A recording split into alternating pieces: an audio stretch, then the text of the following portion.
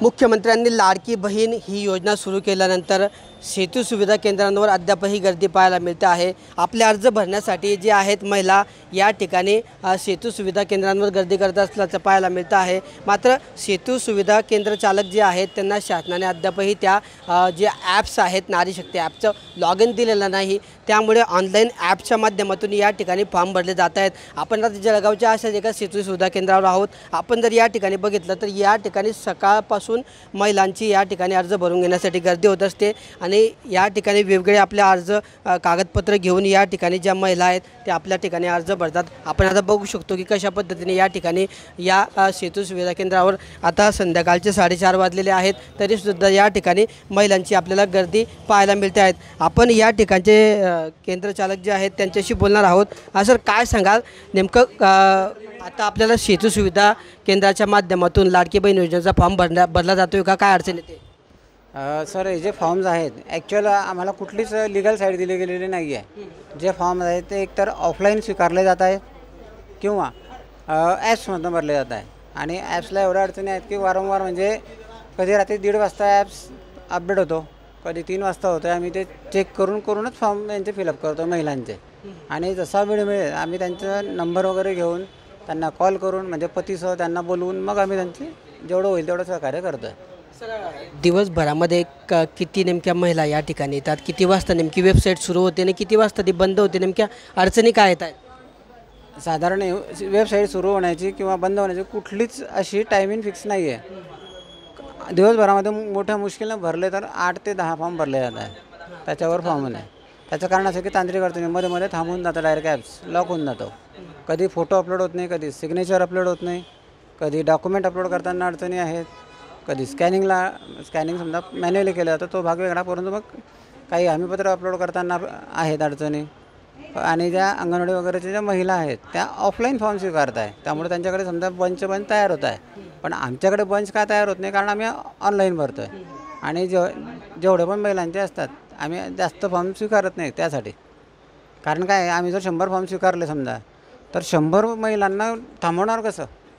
पाणी पावसाळ्याचे दिवस आहेत, ऑफिसमध्ये एवढं बसवू शकत नाही महिलांना आणि रात्री अपरात्री त्यांना बोलवूही शकत नाही, तर आम्ही साधारण 10:30पर्यंत सर्व्हिस देतो आहे, सकाळी 9 ते 10:30पर्यंत। सर, हे फॉर्म जे भरतो आहेत आपण आता त्या तुम्ही सांगितलं त्या ॲपच्या माध्यमातून, तर ते भरले जात आहेत का? एकदम अल्प प्रमाणात, म्हणजे जसं की 2, 4, 6 मॅक्झिमम झाले, तर काल 6 फॉर्म झाले। किती वेळामध्ये 6 फॉर्म झाले, म्हणजे एका फॉर्मला किती वेळ लागतो? साधारण एका फॉर्मला तसा वेळ म्हटला तर 10 मिनटं लागायला पाहिजे जास्तीत जास्त, पण लागतो 1 ते 1.5 तास। या सगळ्यात मोठी अडचण ही आहे की डायरेक्ट ॲप्स म्हणजे आता तो मोबाईल म्हणजे जीव एकदम छोटा, त्याच्यामध्ये काम एकदम हेवी आहे आणि जो सर्व्हर स्पेस असायला पाहिजे प्रॉपर तो सर्व्हर स्पेस नाही आहे। हां सर, हा जो फॉर्म आपण भरून घेतो आहे तर यासाठीचं काही शुल्क आपण घेतो आहे का महिलांकडून? काय म्हटलं? आपण जो फॉर्म भरून घेतो आहे आता लाडकी ॲपच्या माध्यमातून, तर याचं काही शुल्क घेतो आहे का आपण फॉर्म भरून घेण्याचं महिलांकडून? याचं शुल्क 50 रुपये घेतो आहे सर आपण। त्याला कारण असं की आम्ही डॉक्युमेंट स्कॅन वगैरे जे काही आहे ते सगळं प्रॉपर करून त्याचं शुल्क घेतो, ॲक्च्युअल भरण्याचं शुल्क नाही। आणि शासनाने जे सांगितलेलं आहे की 50 रुपये देऊ, पण 50 रुपये आम्हाला मिळतील कसे? कारण ना आमचं त्यांच्याकडे मोबाईल म्हणजे बँक अकाउंट नंबर आहे किंवा काही नाही, आणि CSCमध्ये किंवा ऑनलाईनमध्ये दोघंहीमध्ये अजून आलेलं नाही आहे। जेव्हा ती लिगल आम्हाला लिंक मिळेल तेव्हा ते 50 आमच्या अकाउंटला येते। सध्या आता खाजगी नेटचा वापर करून ॲपच्या माध्यमातून फॉर्म भरतो, खाजगी ॲप्समधनं भरले जात आहे, सरकारी याच्यातनं कुठलाच नोंदणी होत नाही आहे। शासनाने या ठिकाणी योजना सुरू केली, मात्र त्यासाठी पुरेशी जी तांत्रिक व्यवस्था करायला पाहिजे होती ती कुठली नाही। दिवसभरामध्ये फक्त 6 ते 7 या ठिकाणी महिलांचे फॉर्म भरले जात आहेत। एका फॉर्मला 10 मिनिटाचा वेळ लागायला पाहिजे, मात्र दिवसभर फॉर्म भरण्यासाठी या ठिकाणी जातो आहे। जे ॲप शासनाने तयार केलेलं आहे त्यामध्ये प्रचंड तांत्रिक अडचणी आहेत, स्लो आहे, सर्व्हर डाऊनचा प्रॉब्लेम येतो आहे, सर्व्हरवर स्पेस नसतं या ठिकाणी केंद्र चालकांचं म्हणणं आहे। अशा वेगवेगळ्या तांत्रिक अडचणी या ठिकाणी दिल्यामुळे अद्याप तरी सेतू सुविधा केंद्र चालक जे आहेत शासनाचे त्यांना अद्याप याचं लॉग इनच दिलं नसल्यामुळे खाजगी पद्धतीने या ठिकाणी हे अर्ज भरले जात आहेत ॲपच्या माध्यमातून आणि त्यासाठी प्रत्येकी 50 रुपये शुल्क देखील आकारला जातो आहे। मात्र हे शुल्क जे आकारलं जातं आहे हे शासनाने मोफत सांगितलेलं आहे, मात्र या ठिकाणी तशा गाईडलाईन्स कुठल्याही पद्धतीने नसल्यामुळे आम्ही घेतलेले पैसे किंवा आम्ही फॉर्म भरले तर त्याचे पैसे आम्हाला कशा पद्धतीने मिळतील, असं सुद्धा सेतू सुविधा केंद्र चालकांनी असा या ठिकाणी प्रश्न उपस्थित केलेला आहे। त्यामुळे एकंदरीत अनेक अडचणींनी सध्या तरी मुख्यमंत्री लाडकी बहीण योजना ही आपल्याला अडचणीत सापडल्याचं पाहायला मिळतं आहे।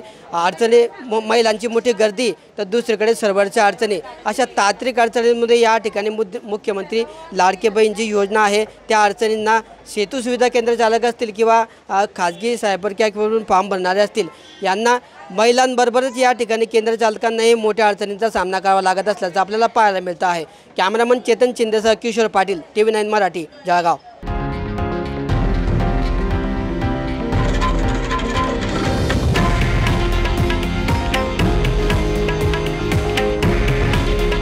हे आहे देशातील नंबर 1 न्यूज नेटवर्क आणि आपण पाहत आहात TV9 मराठी।